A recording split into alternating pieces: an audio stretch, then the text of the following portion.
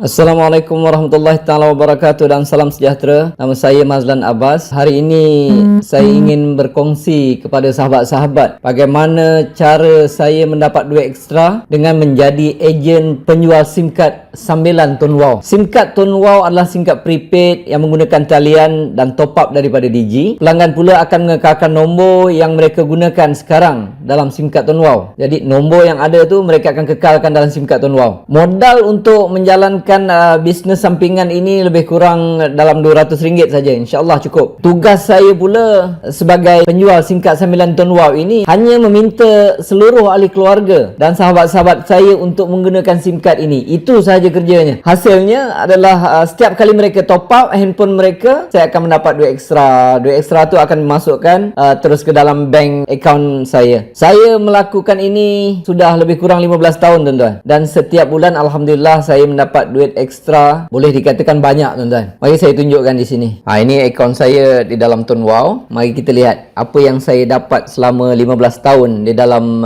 Tun Wow ini sebagai penjual SIM card secara sambilan. Ini adalah salah satu contoh duit ekstra yang saya perolehi daripada Tun Wow. Contohnya sekarang ini, video ni saya buat dalam awal bulan 12. Tuan-tuan boleh lihat sini, awal bulan 12 ni pun dah ada dalam 600 lebih. Siapa nak bagi tuan-tuan? Ini namanya duit ekstra. Kita lihat bulan lepas.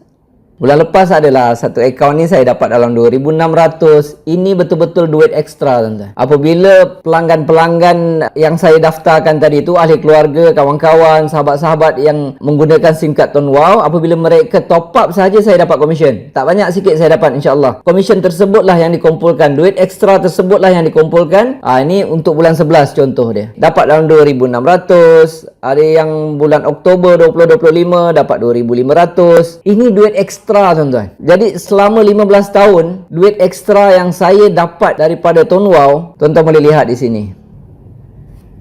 Ini salah satu duit ekstra, salah satu akaun saya di dalam Tun Wow. Selama lebih kurang 15 tahun, jumlah terkumpul yang saya dapat ini lebih kurang 11 juta tuan-tuan. Duit ekstra 11 juta dalam masa 15 tahun. Banyak tuan-tuan insya-Allah. Dan ada juga yang bertanya saya, apa pendapat Cik Mazlan potensi duit ekstra daripada Tun Wow ini di tahun-tahun akan datang? Contohnya 2026, 2027, 2028. Jangkaan peribadi saya tentang Tun Wow ini di beberapa tahun kehadapan ini, disebabkan handphone ini semakin hari semakin penting peranannya di dalam kehidupan manusia hari ini. Kalau tertinggal telefon, kita sanggup patah balik. Betapa pentingnya peranan handphone di dalam kehidupan kita ini. Disitulah online banking, QR dekat situ, MAE, pelbagai apps yang memang kita gunakan seharian seperti WhatsApp, TikTok, Insta, FB.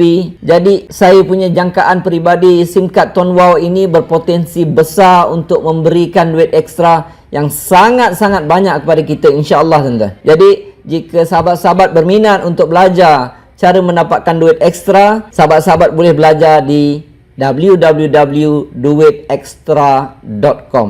Terima kasih. Assalamualaikum warahmatullahi taala wabarakatuh.